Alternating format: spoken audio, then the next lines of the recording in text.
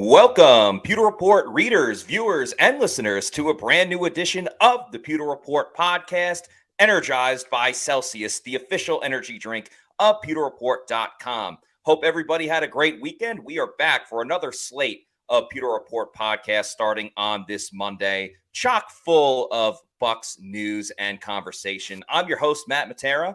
Scott Reynolds is actually on vacation for the week. He's over in Colorado. You may have heard us talk about Colorado once or twice on the show. So joining me today is a very special guest, David Harrison from the Locked On Bucs podcast, also Bucs Game Day, also covers the Washington Commanders, who have been a little bit busy as of late as well with new ownership. So David, thank you so much for joining the show. How you doing, my man? Oh, I'm doing great, Matty. I appreciate you inviting me onto the show. Yeah, absolutely. You've been kind enough to have me on your show a couple of times. So I thought this would be a great opportunity to get you on the show to kick things off this week. You're our leadoff hitter, which is good to see. So just want to say what up to everybody in the comments, the Pewter people. Wayne says go Bucs. Football fan checking in, saying hello as well. Shaggy saying Pewter people do it better. So yeah, today's topic, we're going to talk about the Bucs schedule, but more just how the national media in particular are not fans of the Bucs going into this year. And I get it. Tom Brady's no longer there. There's a lot of change, new offensive coordinator. But to say that things are looking bleak from the national media with their opinions of the Tampa Bay Buccaneers, David, I think would be an understatement. Peter King had them ranked 31st out of 32 teams. The wins came out on NFL.com. They have the Bucs as 6.4 wins, which I don't even know how you get to that number because, you know, if you're betting, you do over under things like that. If you wanted to bet, the over under 6.5 wins for the Bucs. So just right off the bat, want to get your thoughts. Do you agree with what the national media is saying? Do you see the Bucs taking a really big step back, or are the Bucs getting a little bit overlooked right now? I think the Buccaneers are getting a little overlooked right now. You know, I don't know that 31st ranked in the National Football League is really kind of a fair assessment of what's going on the Buccaneers roster. I think, you know, when you go through these exercises and look at what teams have gained and what teams have lost through the offseason, and then, you know, on through the NFL draft and what they've added, I think a lot of times what people kind of lose sight of on the national spectrum is how much cohesiveness and how much continuity really kind of matters. And, you know, while the Buccaneers, yes, they're losing Tom Brady, and that's, you hit the nail right on the head. That's really what this is all about, is that yes, for the last 3 years, the national media has given the Tampa Bay Buccaneers all kinds of love and shine and attention because Tom Brady was there. Well, this is the Tom Brady hangover, right? I always say on Locked On Bucs that there's the dark side of the Brady effect. Like, some of this is good, and we've seen it a little bit in the All-Pro selection ballot, and we've seen it a little bit in the Pro Bowl selections and things like that, you know, while Tom Brady is great, and I don't want to undersell what Tom brought to the Buccaneers, and, you know, obviously the Super Bowl is great and all those things. There's literally a player on this roster that's year by year setting an NFL record that was previously owned by one of the greatest receivers to ever play this game, that is getting zero burn on any national network, national platform, or anything outside of Pewter Report in Tampa, Florida, right? Like, and to me, that's kind of the travesty of this entire situation. So that's really what this is if you look at the NFL, it's kind of like a stock market. Nobody is going to come at Peter King in December, or NFL or Good Morning Football or anything like that in December. If the Buccaneers are a 9-10, you know, even an 8-win team, no one's going to come at Cynthia Freeland and say, well, you predicted 6.4, except for, let's be honest, maybe local Tampa media and the national media. They're not really worried about that. So it's a good way for them to hedge their bets, because once again, the Buccaneers are not getting as much attention as they were with Tom Brady. Yeah, it's almost like going back to before Brady was here. And, you know, we'd be banging on the table saying Levante David should make the Pro Bowl. Levante David should be an all-pro. And listen, I don't blame the national media for being like, Tom Brady's not there. So therefore, they're not going to be a very good team. But I think we have to remember that before Brady got there, this Bucs roster was built to win, like, right away. They were just a quarterback away. And then they got said quarterback, Tom Brady, and we all saw how the last 3 seasons went. But let's not kid ourselves. Things weren't good with Tom Brady last season. I'm not specifically blaming Tom Brady. I blame Byron Leftwich more than anything else. So now you bring in a new guy, Dave Canales. Dave Canales just came from Seattle. Let's not forget, when Seattle traded Russell Wilson, everybody was going, oh man, they're going to be the worst team in the NFC West. They're going to stink. They're going to be in a struggle mode. What did Dave Canales do? And it's not all Dave Canales. Obviously, Pete Carroll's been a great coach for a long time, but he was in there. Geno Smith and Drew Lock were his two quarterbacks. Can you really tell me, and hindsight's 2020 now because you look at Geno Smith, you can't tell me that Baker Mayfield versus Kyle Trask is like crazy off from Geno Smith versus Drew Lock. I think with a new look offense, with more motion, with the QB waggle, with a rededication to the run game, this Bucs offense is going to be in a better spot than it was the year before. Most notably, and this goes for the whole roster, talking about the Bucs defense too, you have mostly the same guys in there. Yes, year in and year out. You bring in, obviously, new draft picks. You bring in free agent signings. Free agents leave as well. But you still very much have a core nucleus of Bucs players that were on that 2020 team, that were on the division-winning team in 2021, that have made the playoffs the last 3 years. So, again, I don't blame national media too much, just in terms of they got to cover all 32 teams. They can't sit and watch every single practice, every single thing Todd Bowles has said, and Mike Evans and Chris Godwin across the board, because, I'll admit, looking at other teams like, I don't know, the Rams isn't a good example, but, a team like the Colts, I'm not paying attention to the Colts all the time. So I see where the drop-off is with the national media. But, man, I mean, this team is going to be competitive regardless of who their quarterback is. Yeah, no, I agree with you. I mean, there's a certain grace you have to give national media, right, for exactly all the things you just said. They're looking at 32 teams, and let's be real, the NFL is looking for the next Tom Brady. They've been looking for the next Tom Brady, going all the way back to, I don't know how you were back when this was happening, but leading up to Super Bowl 55. I was getting a little annoyed about the Kansas City Chief Patrick Mahomes dynasty conversations. I'm like, this team has won one Super Bowl. This quarterback has won one Super Bowl. Don't get me wrong, big Patrick Mahomes fan. I think that the future is super bright for this guy. But let's win two before we start talking dynasty. You know what I mean? Like, let's get multiple championships before we start going down this road of greatest team potentially ever constructed and all these other conversations.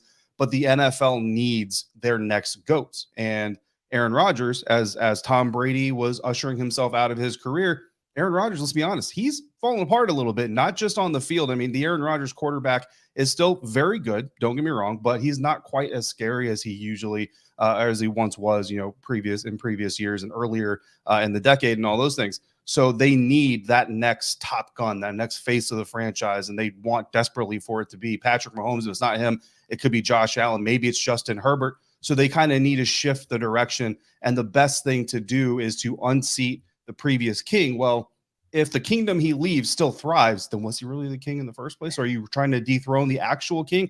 And I think that's part of this too, is as much love as Tom Brady gets. And this is no blame of Tom Brady. This isn't his fault. He draws the attention that he draws. So this isn't anything negative towards Tom. But again, I think it's just kind of that negative side of the Brady effect. But like you said, Tom Brady last year, not the best version of Tom Brady that we've ever seen, whether it was due to offensive line issues. I very largely, like you do, blame coaching. And I think every NFL fan should understand the value of coaching. I was actually just having this conversation with an Atlanta Falcons fan today, just happened to run in, and we started talking ball. But coaching matters, right? Coaching absolutely matters. And Buccaneers fans have been through a lot of coaches between Super Bowls and should understand, because you see the different dynamics that a lot of these coaches bring and the impact that it has on the team. But like you mentioned, this team is still full of talent. Chris Godwin's coming into his second season, coming off that ACL injury. And a lot of players that suffer ACL injuries will tell you that first year back is really almost like a recovery process in and of itself. So this year is kind of Chris Godwin's second season. Hopefully we see a little bit more of a step forward in that progress. Ryan Jensen back on the field. Now he's basically in his first season since that injury. And granted, he didn't suffer a full tear of the ACL, but he had enough, knee injuries to certainly make up for that. So he's kind of in that first year, but still his leadership, the emotional leadership that he brings, the left tackle position is now going to be figured out with Tristan Wirfs over to that side. And right tackle, still a little bit of a question mark right now, but if you're going to have a tackle spot be a question mark, you want it to be that right tackle spot, because Baker Mayfield, look, hey buddy, you just need to be under the understanding that you may have trouble coming from that side, but you should be able to trust your left side. We'll see how Cody Mauch does. We'll see how the rest of this offensive line really pans out. But I kind of agree with the way the Buccaneers seem to approach this offseason, where the offensive line might be a little bit better than we've expected. And if Kalijah Kancey can make an impact as a rookie, if Logan Hall can take a step forward, Shaquille Barrett's return can have an impact. JTS hopefully makes some progress. I mean, look, if you're good in the trenches, right? And I steal this all the time from Daniel Jeremiah of NFL.com. If you're good in the trenches, it's really hard to be a bad football team. Yeah. This team could be very, very good in the trenches. And then they've got weapons on top of it. Cade Otton taking his coming into his second year. Payne Durham. I mean, it's rookie camp, right? But Payne Durham is already turning some heads. Mm-hmm. There's talent on this roster we had, Matt. You know that. I know that. We just hope Buccaneers fans kind of understand that and keep a little bit of the excitement candle lit in the window. You know what I mean? Don't turn on the floodlights necessarily, but there is hope here for a warm winter come December. I think part of that why you should still be excited is because the NFC South is not the cream of the crop by any means. We could talk about that a little bit later. I kind of want to stick with the offense, and we'll talk a little bit about the defense as well. But I think you said it very well in terms of just like the reworking of the offensive line. And, there are times that general managers or front office people will put on a bit of a poker face when they speak to the media, most notably like at the NFL Combine and things like that. No. Jason Light, however, was not putting on a poker face at all when speaking to the media, when he was like, yes, we want to get faster. And let's remember at the time, the Bucs were in salary cap hell. They eventually got out of it, but a big part of it is because they're paying the Tom Brady credit card, as people have coined it. But he said, we're going to have to find value. We're going to have to find value in free agency. We're going to have to find value through the draft. And they've done that to a T. I mean, whether it was re-signing Jamel Dean for less money than I think everybody expected. Same thing with Levante David.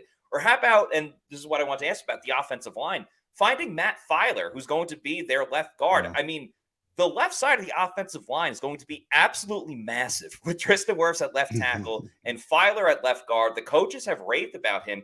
And this is a guy with a ton of starting experience. Started with the Pittsburgh Steelers, also with the Chargers as well, the Los Angeles Chargers. Almost said San Diego, but I didn't. The LA Chargers.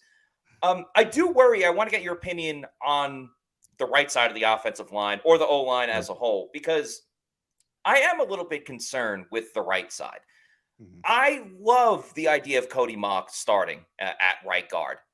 Great personality, super fun. He's already won his press conferences when he spoke. Everyone in Tampa is in love with him. He looks just like Ryan Jensen.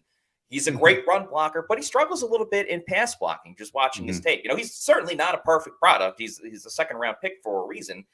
Yeah. And the Bucs just did the same thing last year, David. They drafted Luke Gedeke. He was an offensive tackle. They kicked him inside, and it didn't work out. Let's just be honest. It didn't work out with Luke Gedeke. Now, there's still a long way to go. He's only going into his second year. He's going to develop. Let's remember Alex Kappa, who just had a baby recently. Congrats to Alex Kappa. Yeah. Kappa didn't start right away. He had to grow and got into his own and then became who he is today. But I think starting with Mauch right away, a little bit concerning to me. And then also Gedeke, I feel like we're putting way too many eggs in the basket of, well, we had one good half a start in week 18 against the Atlanta Falcons. Am I crazy for saying that? Or do you think there's something a little bit to it? No, I completely agree with you. I was actually kind of thinking earlier today, I was like, it's like deja vu all over again, right? Like this time last year, we were talking about, can Luke Gedeke be someone that makes an impact on this offensive line? And then going into training camp, it's like, every time he steps on the field, you want to see him get that one-on-one rep, or even when it's O linemen holding pads against O linemen, you want to see how he looks and see what he's doing. Like it's just one of those things that it has to make you nervous just because you haven't seen this player be successful yet for this team. And there's two parts to this. One part is obviously whatever plan the Buccaneers had, like the war room conversations and the rookie camp and OTA and training camp conversations of here's what we can do with Luke Gedeke, going all the way through the evaluation process onto the execution phase. It didn't work. It was wrong. I don't know who was wrong. I don't know which party of people were wrong, but someone or multiple someones were wrong about what the Buccaneers are going to be able to do with Luke Gedeke in his rookie season. Okay, it happens. Where I want to give the Buccaneers a little bit of credit is saying, okay, we were wrong. Now let's fix it. Now let's see what a different idea is. Because a lot of times teams will do this and they'll be wrong about a guy and they'll just say, okay, but we're wrong, but we're not wrong. He's just wrong. Hey, Luke, just do it better. And I think that's where Bucs fans really got frustrated last year because you know, a lot of times you have these 5-game winning drives by Tom Brady last year attributed towards the projected decline this year because, well, without Tom Brady's game winning drives, those 5 wins go away. That's where you put the Buccaneers now this year. That's why they're at the bottom of the league.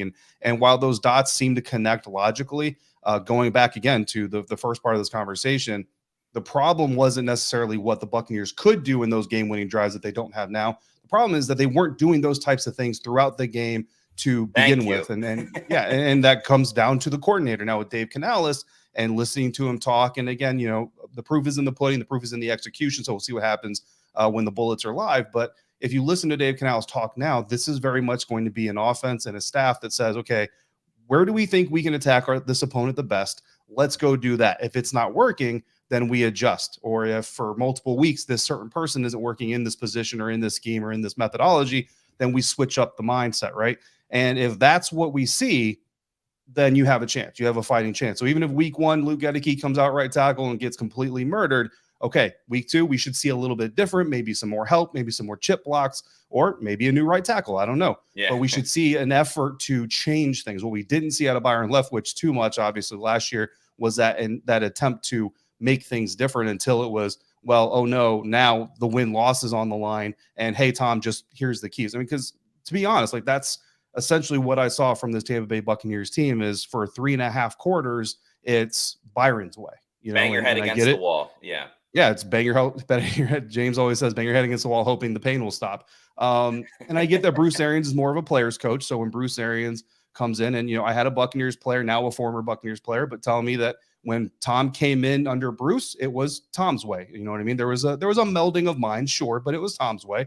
And then Todd Bowles, much more of a coach's coach. So now it's more Byron than it is, you know, it's more Byron than it was before. I'll just put it that way. And I think that's what we saw. And then in panic mode, oh no, like I said, oh no, we're about to lose this thing. Hey, Tom, do your thing.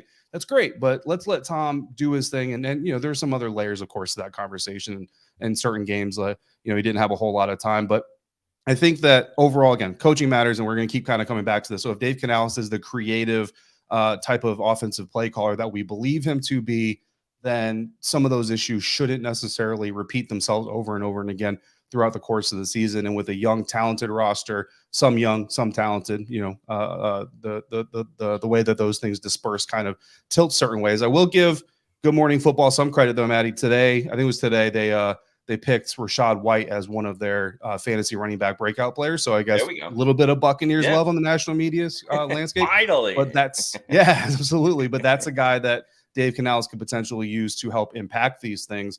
You know, and then again, you bring in a receiver just today that has experience with the coaching staff in Seattle with what they're probably going to be doing, and that helps the learning curve as well. I always felt bad for the defense in terms of what you were talking about before with Brady, the comebacks at the end, and the reason why they're making these comebacks is because Brady's calling the plays at the line of scrimmage. It takes it out of Byron Leftwich's hands, but the defense, like, hey, we're the ones that have kept you guys in the game the whole time, and then Brady gets all the praise at the end. But I think with Canales, the in-game adjustments might be one of the biggest things that he is going to provide with this team. I mean, I remember his inaugural press conference in Tampa. He said, he called out specifically, it was a play in the NFC, it was a playoff game. I want to say an NFC championship game when the Seahawks played the Packers. And they essentially won the game either late in the game or in overtime because they ran a play earlier, and he's like, oh, when we run this, the safety moves in so you can hit the receiver, you can hit Lockett or whoever it was with the deep ball down the field. And they made that adjustment. Canales called for it at the end of the game, and he came in and won it. So I think the adjustments right there with Canales might be the biggest thing that helps. And let's remember, like Leftwich, the numbers came out that like the Bucs had one of the worst like first quarter point scoring ratio in the league because Leftwich would either go with the script and then didn't know what to do after it. So with Dave Canales, I think you're always going to see something a little bit different. You're going to see more motion. It just like Byron became predictable and he was stubborn. Let's face it. He just was unwilling to change. And I think more than anything else, like you were talking about with if Gedeke gets destroyed at right tackle, well, they're either going to put someone else in or they're going to not run to his side or whatever it may be. Rachaad White, he's already talking about how Rashaad's a violent runner. I think For example, I know Scotty Miller's not here anymore, but we'll see what Trey Mhm. Palmer can do with that 4-3 speed, also wearing number 10. But it Yep. seems like they didn't even really bother to use like a jet sweep with Scotty Miller until late in the season when it didn't really matter at that point. Like I can see Right. Trey Palmer just becoming an absolute weapon in this offense just on his speed alone. And you know what? Maybe he ends up becoming a decoy half the time because teams are like, hey, we have to Hey. account for his speed. But you know what? Yep. That's absolutely fine as long as you're moving the ball down the field. I don't think it's necessarily going to be like the 2021 type of offense when they're almost scoring like 30 points a game, but I think it's going to Right. be a vast improvement from the year before. So let me ask you, just sticking on offense. I know we talked about the offensive line. Let's shelf the Baker and Kyle Trask discussion for a little bit. But what else about Mhm. the offense, if anything, kind of either excites you going into this year, maybe something you're paying a little bit more attention to that just intrigues you? But what about this offense has your interest? Yeah, I'm certainly looking forward to seeing what Kate Otten can do in year two. I think that the tight end position is something that in the NFL, I don't know that I necessarily get to the point where I say it's a mandatory thing. Like you have to have that great tight end. I know we look at the Kansas City Chiefs and you see Travis Kelsey, so you want to say no, you have to have that great tight end. But there's good teams across the league that don't necessarily have that great tight end. But if you can have him, it certainly helps things, especially when you've got some receivers on the perimeter that can do some things if they get that one-on-one matchup. And kind of like we were talking about, Trey Palmer or a player like that, or even a Russell Gage, if he can get back, stay healthy and produce, like doesn't necessarily have to have 10 catches a game to push that safety or push that slot defender back Yeah. far enough to do some things that you can manipulate the defense for. So that's certainly a player that you have to be excited about, but also Peyton Durham and what he could potentially do as a depth tight end in this situation. Again, not leaning on him as a first stringer by any means or a first year starter, but if he can produce just a little bit of athleticism on the field and threaten the defense, that's really what it's all about, is making the defense defend all of your skill players and not leave a guy on the 3-point line, to mix sports here into the NBA. Sorry for anybody who doesn't watch basketball and doesn't understand that. You're good. But obviously, I'm a huge Rachaad White supporter. I've made no secret of that throughout the draft process last year. I wanted Rachaad White to either go to the Bucs or go to the Commanders because I'm selfish. I'm a Sun Devil. I wanted to cover him. So when he I went didn't to the even know that. Buccaneers, That's awesome. yeah, I'm an Arizona State alum. It's kind Forks of hard up. to see that, but yeah, absolutely. So obviously, I'm excited for that, but the excitement is rewarded by the fact that I don't have to be unbiased and being excited about his skill because he's shown it. So I can still be honest and have my integrity in check and say that there's a lot of excitement there. I Yeah. did want to see the Buccaneers do a little bit more in the depth, and I know there's the reports with Zeke, and I was going to I've ask kind you of about floated that out. actually. Yeah, I've floated out Dalvin Cook as with all the rumors going around about him being released, and I don't know that Dalvin is really. I think Dalvin's more interesting than he is realistic. But yeah, I mean, we can talk Zeke if you want to. I thought that the Buccaneers would do a little bit more, not because Rachaad White isn't, in my opinion, ready to be a number one back, but because there's really not a lot of NFL systems that rely on one guy today for multiple reasons. One, keeping guys healthy, but two, also the attrition at that position. You want to have, I would think you would want to have multiple guys that if you had to say, we need 20 carries from this guy, we still feel okay. And right now, when I look at this roster, outside of Rachaad White, if you tell me that the Buccaneers have to feed this running back, whether it's Chase, Keyshawn, anybody, 20 times, I don't feel good about that. Yeah, there is something a little bit more to be desired in the Bucks running back room. And sure, Rachaad White's going to be the guy. He won't personally say it, but I will say it. He's going to be RB1 for this team. But even in today's NFL, you're not going to have just that bell cow type of running back. It's unheard of anymore. You're going to get too banged up too early. Yeah.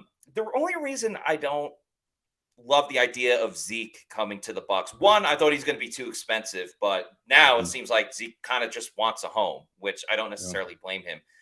With that said, you released Leonard Fournette. Now you're kind of bringing in another guy with a big name, with a big ego. I don't think he's harmful to the team by any means, but he's got the cockiness. He does the serial thing. I would kind of let Rachaad White be the guy. Let him be the guy. But I hear you. Behind him, I know the Bucs are like pretty high on Keyshawn Vaughn. I don't necessarily see it. But to his point, Keyshawn Vaughn started that game against the Eagles in the postseason in 2021 and was formidable. He was serviceable, I guess I should say. But yeah, I don't love the idea of him as RB2. Chase Edmonds, obviously an experienced player, a veteran player, doesn't do too much for me. I think really the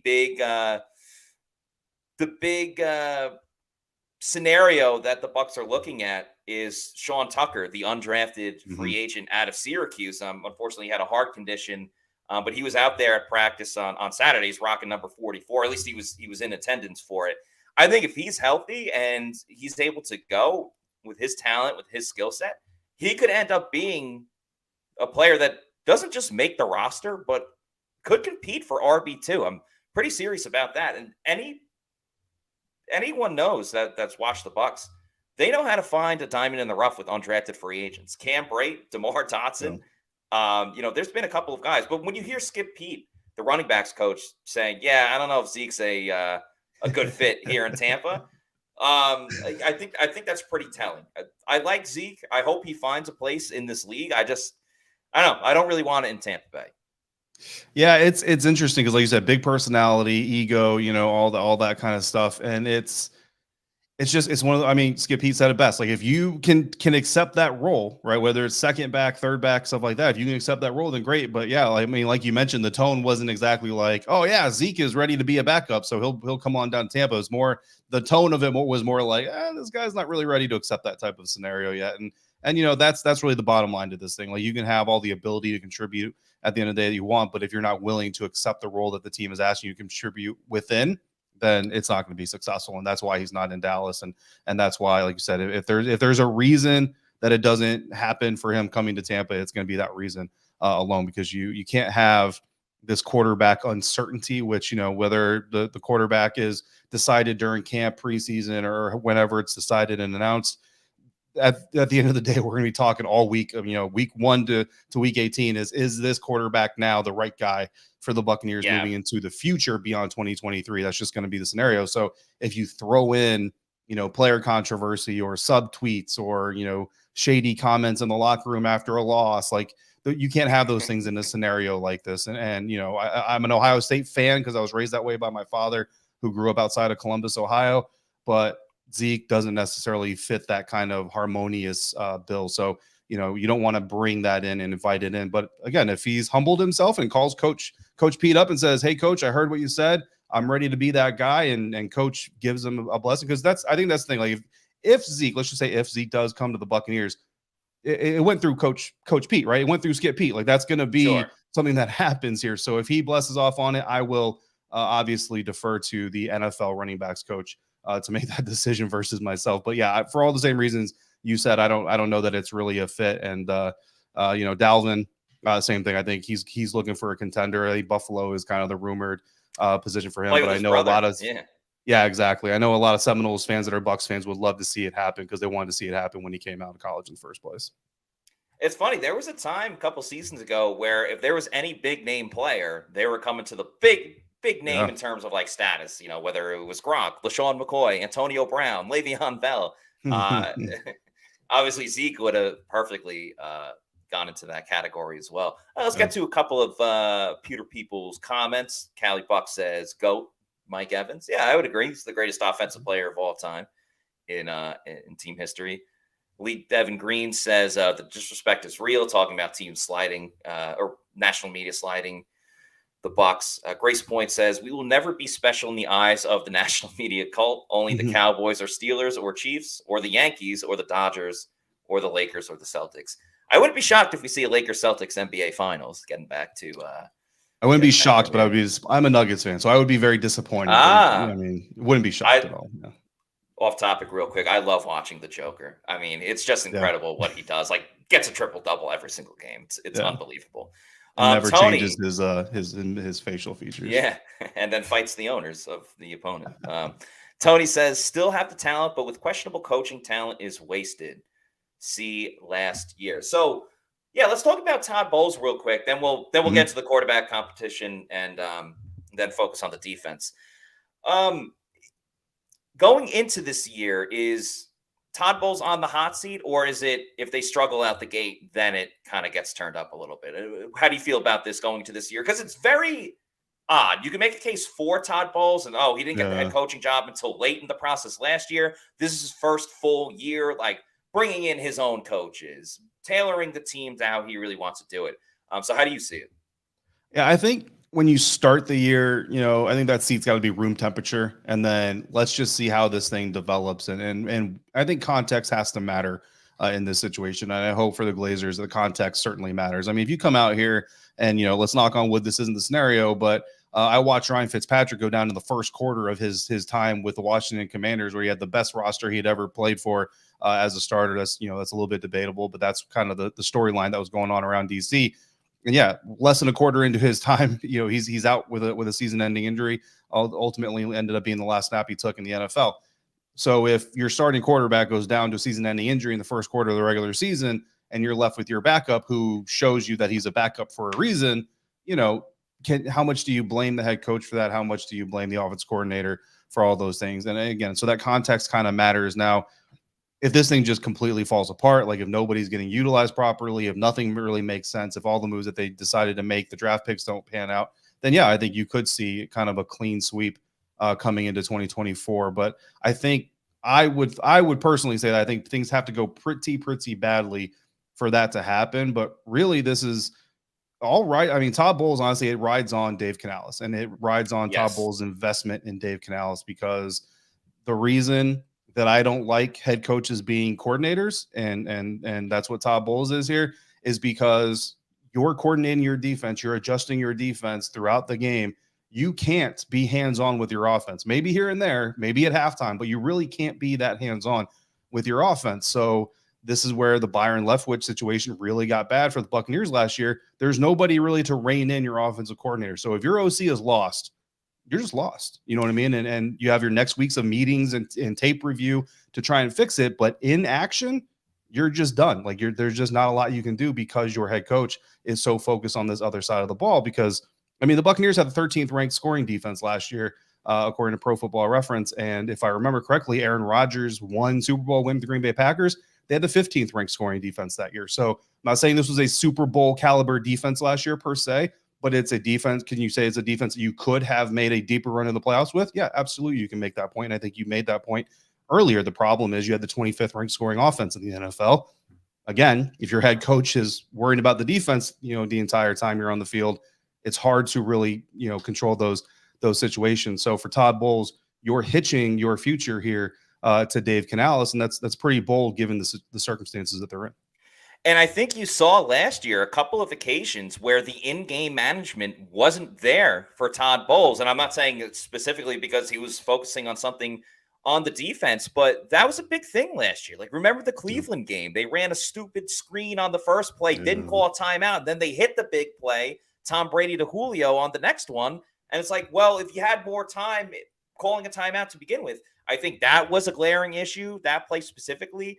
The Packers game, the whole thing with the 2-point conversion, and they almost didn't even get the playoff in time. And then they got the delay of game. And it's like, what was going on there?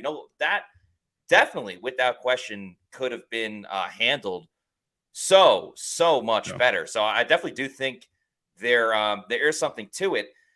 That's why I always thought it was silly as well when people were like, oh, the Bucs should draft Will Levis or Anthony Richardson or some of those guys, because if you're drafting a quarterback in the first round or second round, you're kind of waving the white flag and being like, we're preparing for the future already. And if that's the case, then unless Todd Bowles has a handshake agreement with the Glazers being like, regardless of what happens, you're going to be here next year, then okay, we can kind of reset now instead of prolonging it 1 year. But I don't think Todd Bowles will sign up for that. Yeah, I'll be a part of the rebuild, and then you guys can can me when you find the proper coach that you really want to get. So I never thought drafting a quarterback would really be a good idea.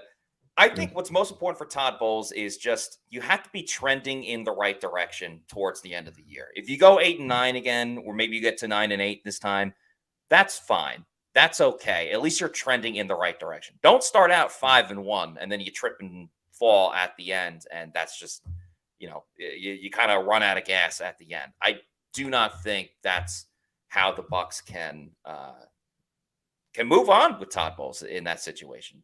It has to Yeah. be Oh, better I than think you have to earn, get the games that you deserve. I think that's kind of one way to put it, right? I think when you look at the Buccaneers 8-9, we can look throughout the season and say that there were games where this team could have been a 10-win team, maybe even could have been an 11-win team, but they basically wasted away their opportunities. You mentioned Cleveland, you mentioned Green Bay. Those are two specific situations. Like go out there and the wins you have, make sure that they're good wins. The losses that you have, okay, if we earned those losses, if we just weren't the better team, but look, we're a right side of the offensive line away, or we're, a linebacker away, maybe, I don't know, maybe, whatever we are away from making this thing really click. There's got to be a vision for the future. It can't just be, okay, well, let's just try it again and see how this moves forward, which I think really makes the Baker Mayfield signing a little bit underrated. And I'll be fully honest, like James on Locked On Bucs was on the Baker Mayfield train way before I was. Like, he was like, Baker Mayfield is a good idea to bring in to this team. I was kind of like, no, let's stay away from Baker Mayfield. I was kind of like, let's go with the young guys. Let's go like Drew Lock, Hendon Hooker, and a little bit more kind of what you're saying. Like, let's just kind of, for lack of a better term, let's flick some boogers on the wall and see what sticks. But Baker Mayfield is someone, if you go back to the time where he was traded from Cleveland to the Carolina Panthers, the Seattle Seahawks wanted him. Well, Dave Canales, again, quarterbacks coach, part of the passing game situation there in Seattle. There has to have been a plan. Like, if you're going to pursue a quarterback, teams don't just pursue quarterbacks and say, okay, let's see if we can get him. Then let's figure out how to play with our new toy. No, They say, dude, like, Baker can do this for us. He can do that. He can do this. He can do all these steps for us if we can just get him in the building. Dave Canales was a part of that, pre-planning period for the Seattle Seahawks going after Baker Mayfield. They didn't get him. We know that Bruce Arians has an affinity for Baker Mayfield. He obviously had some ideas of what Baker Mayfield could be capable of. Dave Canales obviously had some ideas from his time in Seattle of what Baker Mayfield could do. So while this is a new relationship, this idea of Baker Mayfield with this coaching staff is not a new idea. And this is something that they actually have a little bit of a head start as far as like, how do we want to envision this whole thing going forward? Because again, I know what the team is saying, but I think most of us, right, it's Baker Mayfield as QB1. So, that idea of what the Baker Mayfield offense could look like is not a new idea necessarily. My question with Baker is, can you truly shake off everything that has happened? You know what I mean? Because it's one thing to say like, oh, it's a new day, it's a new time, it's a new opportunity, but we're all human, man. I mean, nobody likes getting fired. Nobody likes their reputation being tarnished, all of those things. It's okay to have a chip on your shoulder as long as that chip doesn't drive you. It's just part of what inspires you. Yeah, that's the big question with Baker. Are you getting the Baker that, led the Browns to the playoffs and they smoked the Steelers and almost beat the Chiefs that year when the Chiefs went on to win the Super Bowl? Or are you getting the Carolina Panthers Baker Mayfield that obviously did not work out and then saw him going to Los Angeles? So, yeah, I was going to ask you about the quarterback competition, how you see it with Baker Mayfield against Kyle Trask. But first, I'm a little bit behind schedule here. I apologize, Peter People. On every Monday, we like to do a little thing with the fans called Roll Call, baby. We have awesome fans from all over the globe, really, both in the United States and international. And on Monday, we like to do a little roll call. We just have everybody in the comments. Let us know where you are watching from, and we will put it up on the screen where you're watching the Peter Report podcast at your location. So while that's going on, David, I just want to ask you how you see the Bucs quarterback competition panning out. You already alluded to you think Baker is going to be the guy. But should Baker be starting from day one? Should they already anoint him as the starter? Or should Kyle Trask at least get an opportunity because he's been here for a couple of seasons? I mean, I think Baker Mayfield should be the guy going into OTAs. When you see the veterans on the practice field for the first time, Baker should be the guy getting the reps with the ones. And at this time, not Dave Canales, right, but everybody else that's been on this coaching staff since Kyle Trask came in, Todd Bowles specifically, like Jason Light, like what you have in Kyle Trask. This team knows, whether or not there's the makings of a franchise leader or there's not the makings of a franchise leader. Something that I really liked about what this franchise started selling when Bruce Arians and this entire crew kind of came in was your draft position, your salary doesn't matter. What you put on the field matters. So with that spirit in mind, if the people who have been around Kyle Trask believe that, yes, he could be this franchise's leader, well, that's fair enough. Like, so then let's make this a fair and equitable competition. So that's what I would expect. That's kind of the message I would draw from this. If we see Baker and Kyle splitting reps, is that there are people in the Buccaneers building that truly believe that Kyle Trask could be the leader for this franchise going forward. But if you don't, if you've seen Kyle on the practice field in the meetings and all these other things, and you're sitting there saying, you know what, he's a good backup. Like, this probably his ceiling is a good backup. Baker Mayfield's a former, a number one overall pick, franchise leading quarterback, Browns' first playoff win and pretty much forever, all those great things. He's got the experience. Bruce Arians liked him going way back to when he came back out of retirement in the first place. Again, Dave Canales and the Seattle Seahawks wanted him. So there is this connection here and this intention of, I know what I can make out of this guy coming into the situation. If we know that we want Baker Mayfield to be the starting quarterback coming into the season, let's just do this. You know what I mean? Let's not play this game and let's not, make it look good for everybody. No, it was a fair competition. It was a battle. No, like, cut all that out, because while you're doing that and you're giving Kyle Trask these I'll call them fake number one reps. Well, those are reps that Baker Mayfield couldn't be getting with the weapons he's going to be playing with. So again, if there's a true belief inside the building that Kyle Trask could be the guy, absolutely make it an open competition. But if we're just doing it for the aesthetics of it and to keep everybody on their toes or something, let's cut out the games and let's just get down to business and put this offense together. I do respect what Dave Canales had to say when he was going back to Seattle, and he was saying that you had Geno in Geno's situation, Drew Lock, who came in struggling. He said, I didn't want to anoint a starter because it kind of messes with their heads a little bit, where if you're the number two, you go in preparing like I'm a backup. But if you go in expecting to be the starter, I think that that really goes a long way, and it only helps the competition. So I get what Canales is doing there with Mayfield and Trask. It does very much feel like it's Baker Mayfield's job to lose. And the only way I see him losing it, because let's be realistic about it. Baker likes to move the ball down the field. There's going to be a couple more of those splash plays than you'll get with Kyle Trask, who is a little bit more conservative, protecting the ball. And the argument's always been, well, Trask never got to work with Mike Evans and Chris Godwin, and he had all this great talent in Florida, so if you give him great talent with the Bucs, it should work out. And I would counter that with, well, he's already been here for 2 years, so what are you not seeing? Or like, what have you seen that he hasn't, really projected just yet? I mean, he's going from third string quarterback to potentially being the starter. You don't usually see that big of a jump. The only thing that would concern me for Baker is if he comes in like, Brett Favre in the Wrangler commercials, just chucking it everywhere, and he ends up throwing like 4 or 5 picks in the first practice, because really holding on to the ball is the name of the game for this Bucs offense. You've heard Dave Canales talk about it. You've heard a lot of the other offensive coaches talk about it. You have to protect the football. And if Baker is just a turnover machine early on, that can really open the door for Kyle Trask. But, Baker still has to get chemistry with Mike Evans and Chris Godwin. And in an odd way, because Canales is here, it's a new offensive system, everybody's learning it, Baker almost has an advantage because he was with the Rams last year, and some of that offense is similar to what Dave Canales wants to be running here with the Bucs and what he was doing in Seattle. So in an odd way, Baker kind of already has that leg up, and he comes in. Apparently he's great with the other players already, from what Dave Canales has said.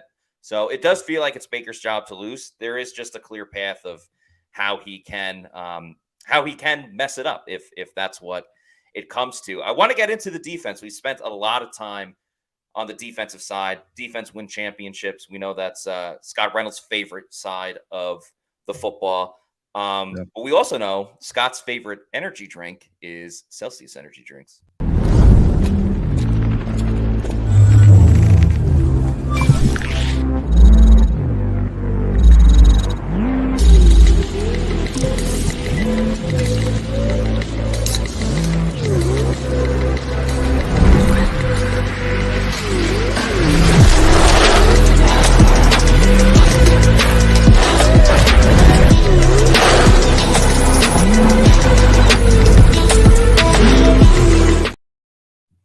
That's right. Make Celsius your number one pick when you are drinking an energy drink.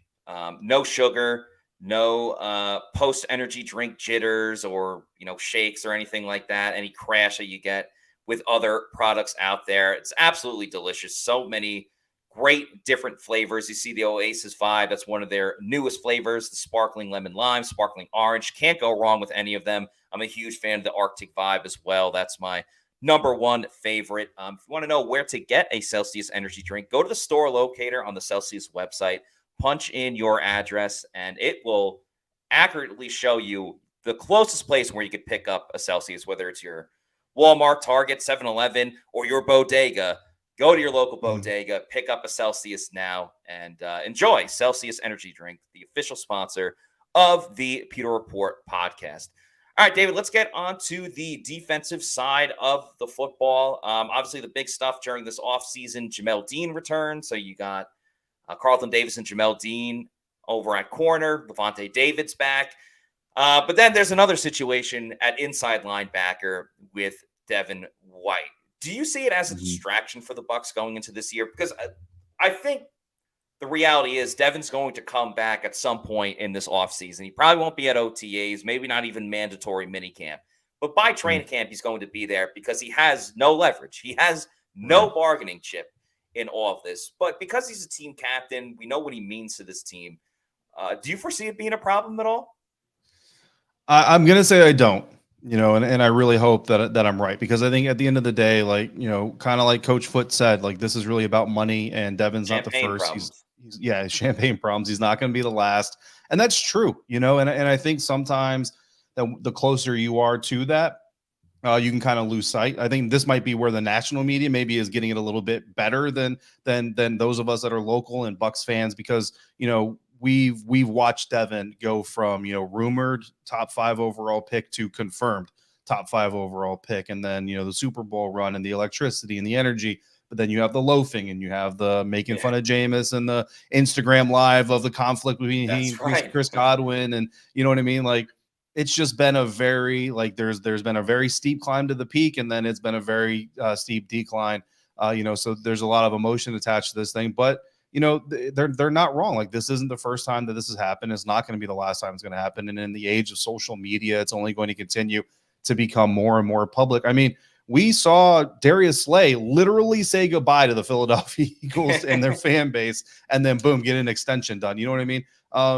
I think, Devin White has probably gotten the message. I think anything Jason Light says about a player to us or to NFL Network or wherever they happen to be making their appearance, they've already said to the player. I think that this front office does a really good job of making sure that anything that is said in public is not a surprise to the player when it's pertaining to a specific person. So Devin isn't hearing anything for the first time when we are hearing things for the first time, so to speak. And I think that Instagram post, the most latest one, and I hate that we have to kind of read between the lines of these kinds of things, but it's where we are. I think that kind of shows that Devin, while he probably still isn't appreciative of the fact that he's coming in here without a safety net, on an expiring contract, that he understands, and he understands where he is. And the resolve is now to, I'm going to show you why you need to pay me. And then my agent's going to come in at the end of the season and say, hey, you levied these challenges. He met them. So now it's time to pay up and put your money where your mouth is. And to me, that means that Devin will be, at the mandatory minicamp. I'll go as far as to say, I believe that he will be. If he isn't, then this topic will come up. But to get into the season, I think once the season is here, I think it's going to be all about business. It's going to be all about ball and all about getting together and doing what they're going to do. And at the end of the day, Devin White hangs his hat on being a guy that his guys can rely on. His teammates know inside and out. Remember the Super Bowl comment by Todd Bowles early in the season last year. I think it was following the Pittsburgh Steelers loss, and he was kind of asked about some of these things going on through the season. He said, these guys know who I am. These guys know what I'm about. They know who I am. That's who I'm worried about. I think that mentality carries into training camp in the season. And I think, by week 3 or 4, this is a non-story.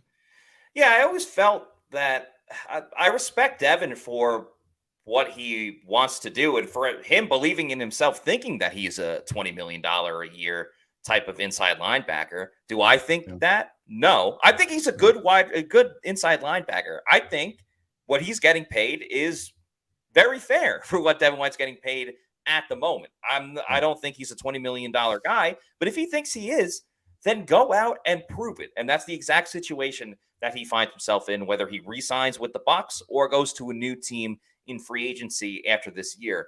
I don't see it being a distraction, specifically because this team has seen a lot crazier, more distracting stuff than a player unhappy with the contract. I mean, we all know the Antonio Brown thing in the Jets game a few seasons ago. We all know Tom Brady missing like 10 days of practice with everything going on in his personal life. Bruce Arians kind of retired out of the blue. No one saw that coming. So this team has dealt with a lot more difficult things than just a player's unhappy and doesn't think he's getting paid enough. So that I don't see being too much of an issue. And if it all sorts out with Devin White, I think this defense can do a lot of good things this year because in many aspects, while the defense kept the Bucs in games, let's not forget that, I don't even think they really played up to their ability and their level. Right. I mean, outside linebackers, the edge rushers, and sure, a lot of it was Shaq Barrett got injured. There's a lot more to be desired from the edge rushers. Safety, who's now they bring in Ryan Neal. Is it an upgrade? Can they get same type of quality that Logan Ryan gave them when he was there? Can Ryan Neal be that guy? A lot of interesting parts here. Antoine Winfield Jr. moving back to free safety, and then of course the defensive line. So let me just ask you, obviously the Bucs spent a lot of capital in the draft on the defensive side of the ball, starting with first round pick Kalijah Kancey. Just tell me your thoughts about that pick overall and how he'll impact the defensive line.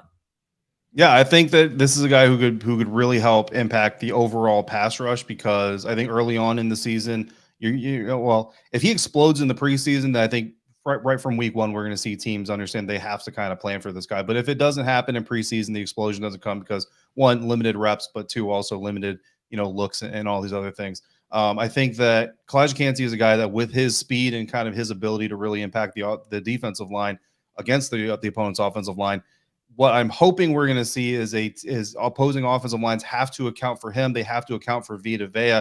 And really, while obviously you love the fact that Shaquille Barrett is coming back, I'm really kind of hoping that this almost opens things up a little bit better for Joe Tryon-Shoyinka, kind of that trickle-down economic situation where Vita's getting his looks, Kalijah's obviously getting his looks, Shaq Barrett, obviously every offense is going to know where he's lined up. So now, Joe, you have the ultimate in favorable matchups because offenses really can't afford. They've just got to look at maybe their running back or their tight end, a chip, or their inexperienced right tackle or whoever it is, depending on your alignment, to say, look, you're just going to have to handle this dude by yourself. And this is an opportunity for Joe Tryon-Shoyinka to take a bigger step maybe in the stat box than he does from a development standpoint. But at the end of the day, the Buccaneers defense, they're just caring about production. So look, you can get 13, 14 sacks. And yeah, maybe inside the building, we know it's really because of Kalijah, Vita, and Shaq on the other side and on the defensive line. But at the end of the day, we don't care, bro. We just want the 13, 14 sacks. Let's go get it however we need to. And then Greg Gaines, too. I mean, another veteran addition, I think, is someone that's important. And Logan Hall coming off the bench, I think that's pretty much what we all expect. That is an upgrade to depth to a certain extent. Yeah, the Bucs' bread and butter on defense has always been stopping the run. And I think that took a little bit of a step back last season. But you look at the schedule for Tampa Bay starting out this year. I mean, it is really tough in terms of stopping the run. I mean, the Vikings, you talk about Cook coming to the Bucs potentially, but Dalvin Cook in Minnesota, Chicago's difficult with the quarterback. Same thing with the Eagles. If Jalen Hurts gets loose, we know what the Saints can do. And then, you look at the Lions and Falcons after the bye week, they both drafted running backs in the first round. Jahmyr Gibbs with Detroit, and then obviously Bijan Robinson. So the Bucs have to be ready or not. Teams are going to run against them to begin the year. And so if they get back to that defense that they were in 2020 and 2021 with stopping the run, I mean, that's going to set them a long way to, establish the tone for just the whole season. Hopefully they get back to the point where teams just refuse to run against them and they elect for those, short, choppy passes and that type of stuff. I do think when it comes to there's a couple of players that the Bucs are hoping takes the next step. I think JTS for sure is one of them. Logan Hall as well. But I thought it was very telling when Casey Rogers, the co-defensive coordinator, the D-line coach, said, yeah, part of that's on me. We didn't play him enough. And maybe that's just because of the guys in front of him with Will Golson, who was on the team. Not on the team right now, but I also wouldn't be shocked if he ends up re-signing. But I think just getting Logan Hall more reps will go a very long way. I also don't think Vita Vea is going to lead the team in sacks again this year, which is crazy thinking that it felt like a down year in terms of sacks for the Bucs, but they were still top 10 in the NFL. They still were able to get after the quarterback. And Todd Bowles always dials up all of these things. The last thing I'll ask you about the Bucs defense, we covered, linebacker, edge rusher to a degree. Actually, two things, but I'll start with this. Antoine Winfield Jr. moving back to free safety. What does that do for Tampa Bay? I know they need to figure out nickel, but I Yeah. don't know. I think Antoine at free safety is going to be a much bigger, subtle move than I think people realize. Just letting him go back to his natural position that he was at in 2020. Yeah, absolutely. I think that's big, and I think the key is, like you said, figuring out that nickel position and keeping him there, right, and allowing him to kind of focus on doing what it is that he does best. And when you talk about the opponents potentially this season being able to run on the Buccaneers potentially a little bit more, they like to see again. Kalijah Cansey, certainly projects as a much better pass rusher type than a run stopper. Yaya Diaby is similar. Servassier Dennis is quote unquote a little bit undersized. We'll see how that really translates onto the field. Yeah. All these other things, like if teams can run the ball a little bit more, right? Like to a defense, you would love to be great at just kind of one thing, whether that's getting to the quarterback 70 times like the Philadelphia Eagles, or everybody just abandoning the run from snap number one against you like the Buccaneers rush defense a couple years ago. But at the end of the day, you really want to be, I think, solid against everything, which we know solid is the NFL word for average. You want to be good against everything and then really great at taking advantage of teams' mistakes. And you want to drag out those possessions. So, if NFL teams run for 125, 130 yards per game against Tampa Bay Buccaneers, the key is going to be they're not getting them in chunk plays. You're not giving up more than, say, 2 or 3 chunk runs, explosive runs per game, because if that's the case, then, yeah, they might get the yards, but the yards per carry are going to be kept low and the drives are going to be extended. And when those mistakes come, that's where a guy like Antoine Winfield Jr., if he's playing center field or just has some depth, or has some room to read what's happening in front of him and read the quarterback, that's where a guy like Antoine Winfield Jr. can really impact this defense. And it's harder to do that when you're up on the line of scrimmage, covering drag routes or covering, short zones and all this other stuff. So having him back there, using that football IQ, using that confidence, that click and close ability to try to make plays on the ball. If you give up some more running yards, give up 20 more rushing yards per game than you like to, but you also generate, say, a turnover per game, that would be great. Because of it, the trade-off is going to be worth it. Absolutely. I'm very excited for Antoine Winfield Jr., what he's going to do this year. I lied. I actually have two more questions. The first one, though, the rookie draft class, again, a lot more defensive guys. Anyone in particular you're most excited about what they're going to do in this Tampa Bay defense? Servassier Dennis, honestly, was my favorite pick. That was of the my entire guy, too. group. Yeah. I mean, just through the draft process, he's a guy that I found myself mocking him to both the Commanders and the Buccaneers. He's kind of like my Rashad White this year. I was like, I just want somebody to draft this guy because I like the energy. The leadership is also there. But if you watch him on tape, and I say tape, but really it's YouTube. If you look up games, right? I mean, highlight reels are great, but look up games. Even when he's not necessarily making the play, I mean, the football IQ that this guy appears to have, at the collegiate level is just amazing. And I think that if that can get turned into production on the field, I know that there's some dings against him on like his pass coverage ability. I think he's better in pass coverage than people maybe give him credit for. Maybe I'm just kind of hoping it into existence. But if Servassier can be a guy that can be physical, which I know he can be physical. I saw him put a lick on a kid that was wearing a Syracuse uniform. That kid probably wishing he wasn't wearing a Syracuse uniform in that game. This guy can certainly put a lick on a guy, but if he can get better in coverage, if that football IQ can really kind of show up, again, backup off-ball linebacker, like how much you're really going to see him during the season, I get it.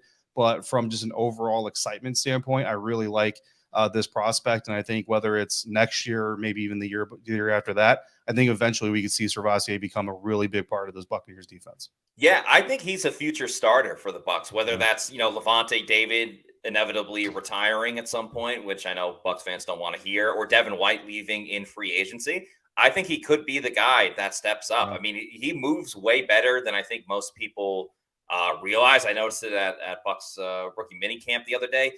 You mentioned the coverage. He had an awesome interception on the first day of practice. He dropped back in coverage. The quarterback was looking for Payne Durham over the middle. He was running down the hash marks, and he just popped up, jumped, caught it, and, took it the other way. So Servassier Dennis is, without question, someone on my radar. Another thing that really should be on your radar, of course, is Celsius energy drinks. You heard me talk about before where you can find them on the store locator. If you want to start getting them in bulk, go to Amazon, click on the subscribe and save, and you can get them in bunches. I would recommend getting the variety pack, because variety is the spice of life, and there's so many awesome flavors. Why set it yourself with just one? So yeah, Amazon, subscribe and save. Have it sent to your house or apartment every week, month, quarterly, yearly. Just make sure you're drinking Celsius Energy Drinks, the official sponsor of the Pewter Report podcast. All right, David, my last question to you. The over-under on wins for the Bucs this year is 6.5. Do you see that going over or under for Tampa Bay? I got to go over. We just did our way too early record projection. I call it a projection because I don't think we're smart enough yet to call it a prediction, right? So I call it a projection, whatever. Semantics. I'm protecting myself is what I'm doing. I projected 10 wins, man. I mean, look, I know there's some good teams in the NFL, and maybe I'm overselling a little bit of this connection between, what Bruce Arians saw in Baker Mayfield, 3-4 years ago, what Dave Canales saw in Baker Mayfield when the Seahawks pursued that trade. But like I said, I feel like this isn't your run-of-the-mill new offensive coordinator, new quarterback relationship. Like I said, I feel like they have a little bit of a head start runway because of that desire to work with him in the past. They kind of already know the path they want to take with him. So I have a little bit of confidence in that. Some of this is also the Minnesota Vikings are frauds. They're not 13-win team. If you look at their production across the board, really, they're very average at best. And once they release Dalvin Cook and he signs with the Buccaneers, Dalvin's going to go crazy in week 1. Rashad is going to celebrate the heck out of him and love it for him, but then he's going to take over for the rest of the year. Chicago Bears, a lot of their future hinges on Justin Fields. Very rarely do teams taking a quarterback number 1 overall. I know the Panthers traded up to take him number 1 overall, but you were within range to take him number 1 overall, which is the point. And you traded your best receiver and you didn't get better in the receiving room. Like, I don't have a lot of faith in the Carolina Panthers. The Atlanta Falcons, Desmond Ridder, average at best, I think, in this season. If it gets really bad and they turn to Taylor Heineke, I covered Taylor Heineke. I love Taylor Heineke. He's a great human being. Trust me, the Bucs can win that game if that comes out. I just, I look at a lot of these things. Jordan Love with the Green Bay Packers, like Jacksonville Jaguars, can Hollywood, I can't remember his name for some reason right off the top of my head, but can Hollywood do it 2 years in a row? I always say it's really hard to have a really good season as an NFL quarterback. It's even harder to have 2 when now everybody sees you coming and knows what you're about. Like, there's just a lot of questions. There's a lot of, I guess, kind of difficult matchups on this Buccaneers schedule.